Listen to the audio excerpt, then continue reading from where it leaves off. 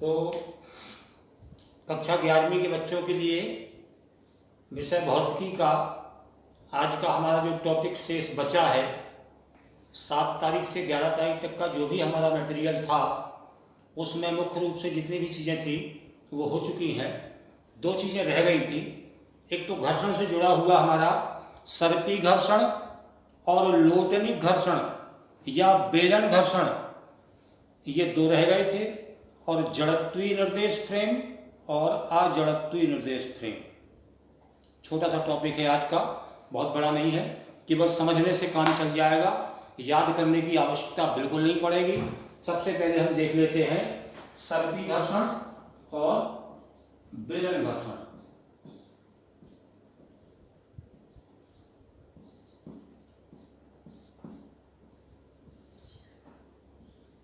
परिभाषा तो समझेंगे ही, साथ में इसका अंतर भी हमें समझ लेना है।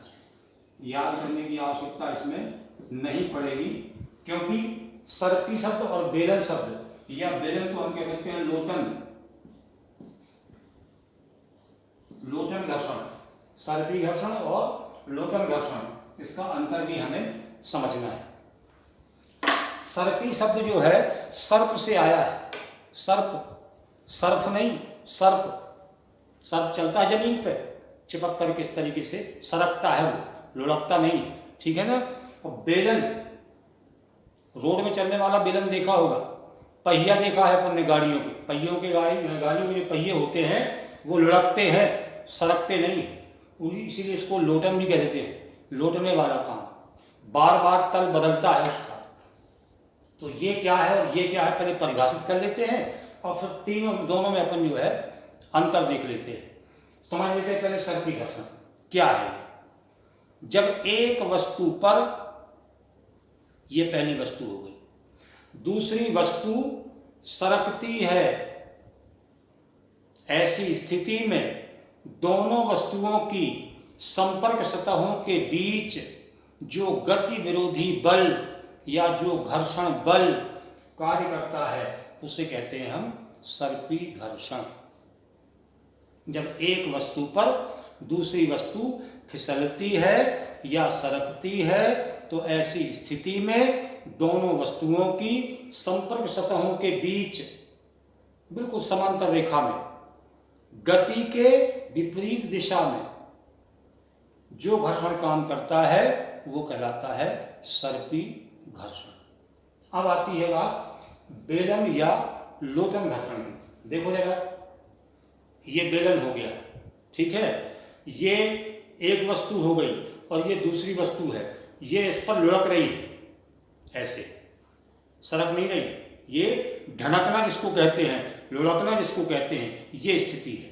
तो जब एक वस्तु पर दूसरी वस्तु लुढ़कती है या लोटती है तो ऐसी स्थिति में इन दोनों वस्तुओं की संपर्क सतहों के बीच जो घर्षण कार्य करता है वो कहलाता है लोतन घर्षण या बेलन घर्षण।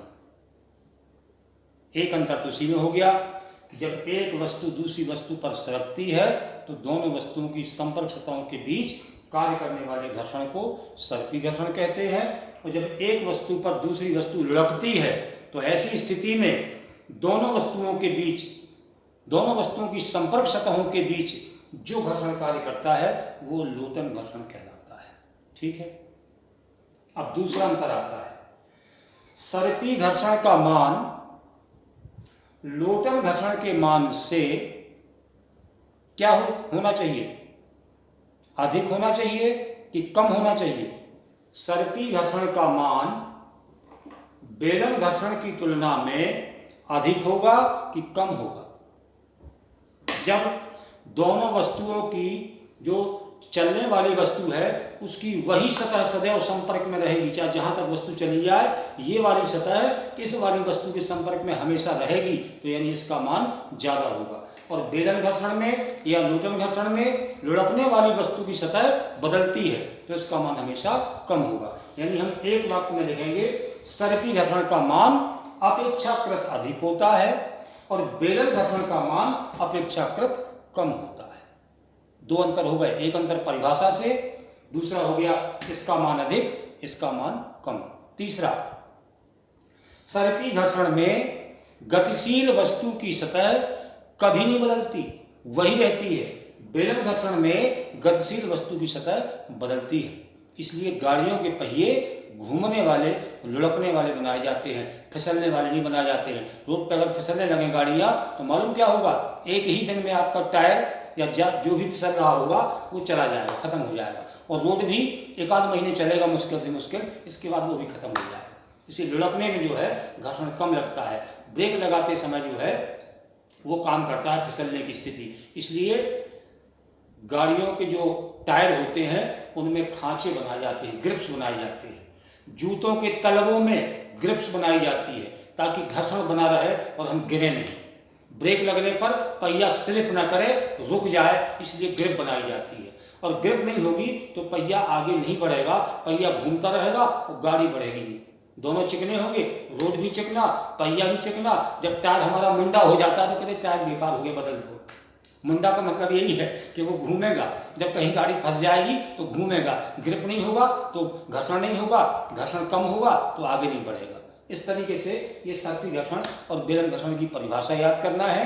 अंतर भी समझ लिया है, एक बार फिर समझ लेते हैं। जब एक वस्तु पर दूसरी वस्तु फिसलती है तो दोनों वस्तुओं की संपर्क सतहों के बीच कार्य करने वाले घर्षण को सर्पी घर्षण कहते हैं। और जब एक वस्तु पर दूसरी वस्तु लुढ़कती है तो दोनों वस्तुओं की संपर्क सतहों के बीच जो घर्षण काम करता है वो लोटन या बेलन घर्षण कहलाता है। सर्पी घर्षण का मान अपेक्षाकृत अधिक होता है, बेलन घर्षण का मान अपेक्षाकृत कम होता है। इस घर्षण में गतिशील वस्तु की सतह नहीं बदलती, सदैव वही रहती है। और इस घर्षण में यानी लोटन घर्षण में गतिशील वस्तु की सतह या लुढ़कने वाली वस्तु की सतह सदैव बदलती रहती है, इसीलिए इसका मान कम होता है। अब हम लेंगे जड़त्वीय निर्देश फ्रेम और अजड़त्वीय निर्देश फ्रेम। देखिए, जड़त्वीय निर्देश फ्रेम, जड़त्व से संबंधित कौन से नियम है हमारे? न्यूटन के। तो ऐसा निर्देश तंत्र जो न्यूटन की गति संबंधी नियमों का पालन करता है वो जड़त्वीय निर्देश फ्रेम होता है। और जो निर्देश तंत्र न्यूटन की गति विषयक नियमों का पालन नहीं करता है वो हमारा होता है अजड़त्वीय निर्देश फ्रेम। बस इतना पर्याप्त हो जाएगा। इसमें अब आगे पढ़ने की कोई आवश्यकता नहीं। इसमें कोई भी ऐसा आंकिक या गणितीय अवधारणा वाला प्रश्न नहीं है। और हो सकता है कि भाई घर्षण कोण और विराम कोण से जुड़ा हुआ कोई प्रश्न भी आता है तो आपको पता है कि घर्षण गुणांक का मान घर्षण कोण की स्पर्शज्या के बराबर होता है और घर्षण गुणांक का ही मान विराम कोण की स्पर्शज्या के बराबर होता है। यानी म्यू बराबर हमने सिद्ध किया था, म्यू बराबर हमने tan थीटा भी सिद्ध किया था और हमने म्यू बराबर tan लैम्डा भी सिद्ध किया था। और इन दोनों को तुलना करके हमने सिद्ध किया था tan थीटा बराबर tan लैम्डा, यानी थीटा बराबर लैम्डा। तो एक ये, दूसरा ये और तीसरा ये, इन तीन सूत्रों से अगर कोई सवाल कहीं मिलता है तो पता चल जाएगा कि घर्षण गुणांक का संबंध घर्षण कोण से है कि विराम कोण से है। दोनों जिस प्रकार से संबंध मिल जाए उस तरीके से अपन सूत्र का उपयोग करके और सवाल को हल करेंगे। बाकी इस यूनिट में कुछ नहीं है। अब अगली यूनिट हमारी जो होगी वो हम आगे अगले वीडियो में लेंगे।